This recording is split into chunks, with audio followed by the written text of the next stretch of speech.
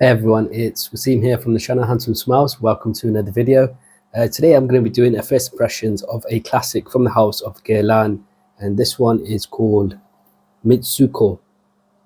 So hopefully you can pick that up. So there you go, Mitsouko. So this was originally released in 1919, which is over 100 years ago. Considered a fruity Chypre, originally released for women. Though I've heard that a lot of the female old classics from Guerlain are also quite unisex. Some others that I do want to get my nose on are Shalimar, especially because I've heard that Habit Rouge was a masculine inspiration of Shalimar, which came much earlier. So I'm really keen to get my nose on Shalimar, but today's going to be a first impressions of Mitsouko, and this is the Eau de Parfum. So I bought this off a Facebook group. It's still got the cellophane, but it's a used bottle. This was, let me unbox this. You can have a look at the bottle presentation. The box is very clean looking. I believe there was a sort of reimagining of the bottle, though I hear the bottle juice is the same. So it's now part of the Legend collection. Oh, so the cap just came off. It's part of the Legend collection. I think it's pronounced Les Legendaires or something like that. My French is terrible, so please pardon the French. But this is how the bottle looks like. So the prior bottle was similar design to this one, but had a different label. This label is similar to the other bottles in the Les Legendaire collection. So Mitsouko is a Japanese word meaning mystery or honeycomb. It was also the name of the heroine in a French novel regarding forbidden love. So the Mitsouko, the woman, she was already married to a Japanese man, but she fell in love with the enemy to an Englishman in an enemy camp. So I think this fragrance, the perfumer was inspired by that story to create this fragrance. 1919, this was released. So let's see what this is like. The perfumer, obviously, during that time was Jacques Guerlain. Jacques Guerlain is possibly the most famous of the Guerlain perfumers. He was the third in line. So his great-granddad started his granddad, started the Guerlain house. His father also worked there, and he's the third in line. He created other classics such as Shalimar, Le Bleu, and many others, including Mitsouko. This comes in an eau de toilette and an eau de parfum version, but I've got myself a eau de parfum version. This is how the bottle looks. The lid is not very snugly fit, so you'll have to be careful trying to pick it up with just the lid. It's most likely going to fall. So this is classified as a fruity Chypre.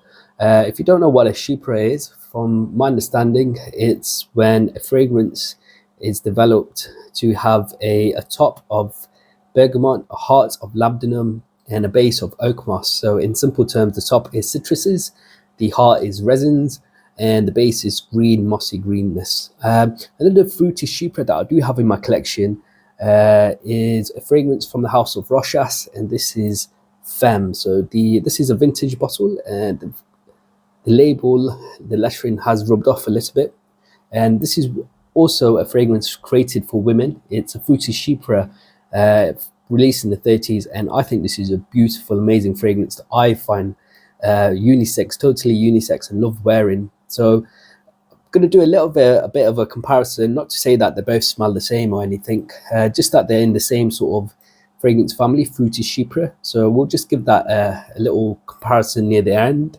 This one was created by Edmund Rudnitska, who was also behind Eau Sauvage from the house of Christian Dior. So let's get started. Let's give Mitsouko Eau de Parfum a first impressions. This is a used bottle, so it should spray first time. So the spray is not too bad. Let's give this a first impressions. Just beautiful, bright, clean, fresh citruses in the opening. It's got a really vintage sort of feel, the citruses. There's a touch of floral as well. I'm not sure if there's a little bit of lily of the valley or jasmine, but there's like a fresh sort of floralness in this. I know for a fact that there will be a bergamot, and there is a peach in this, and there is Oakmoss, because this fragrance is so famous that I've read about it and watched videos and read reviews, whatnot.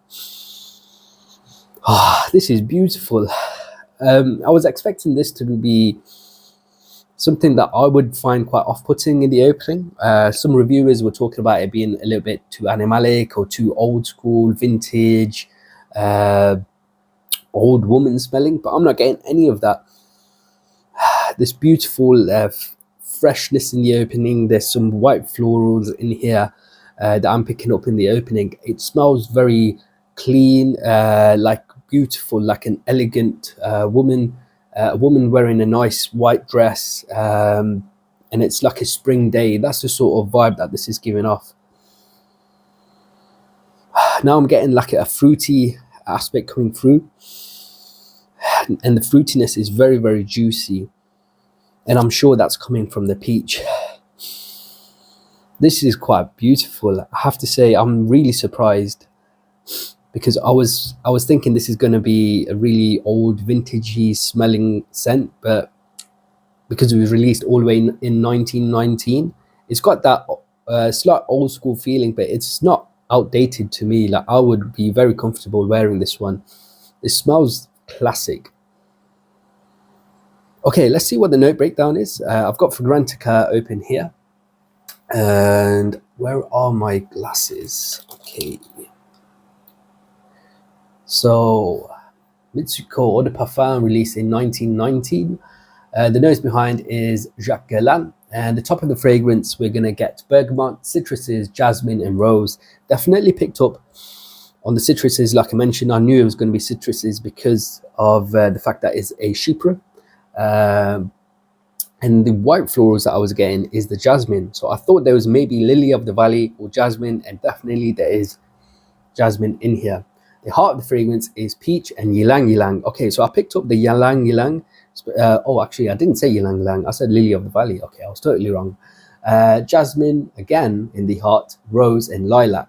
And the base of the fragrance is Oakmoss, spices, cinnamon, vetiver and amber. So on first impressions, I've not really picked up on any of the base notes, and I'm sure they will come through near the end. And this being a new batch, so I checked the batch code when the seller sent me the pictures of this on Facebook that I was going to buy. So it's a 2023 year release.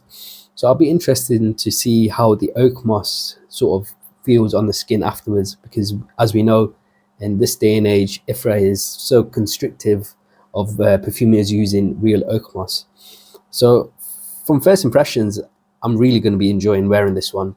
It's got definitely, for me, a formal sort of feel. So this is when you're dressed to your best, going to a formal event.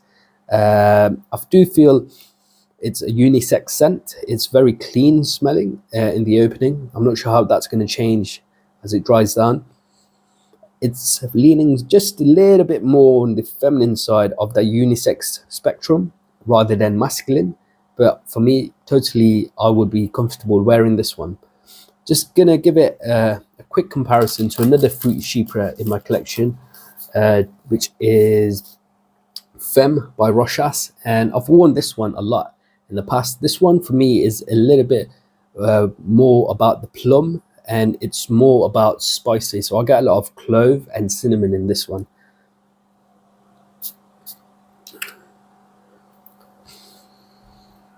Yeah, this one opens up with that beautiful plum sort of fruitiness, and spices come through. Very warm sort of cherry plum like feel. A lot more fruitier than this one. This one for me on first impressions was more of the citruses, and the peach comes through a little bit later on. So that was my first impressions of Mitsouko from the house of Guerlain. Guys, if you've tried this fragrance before or are interested, I'd love to read your comments about them. So please do leave me a comment below. If you've enjoyed this video, please do make sure to give me a like. and subscribe to the channel as well. Until next time, my friends, see you later.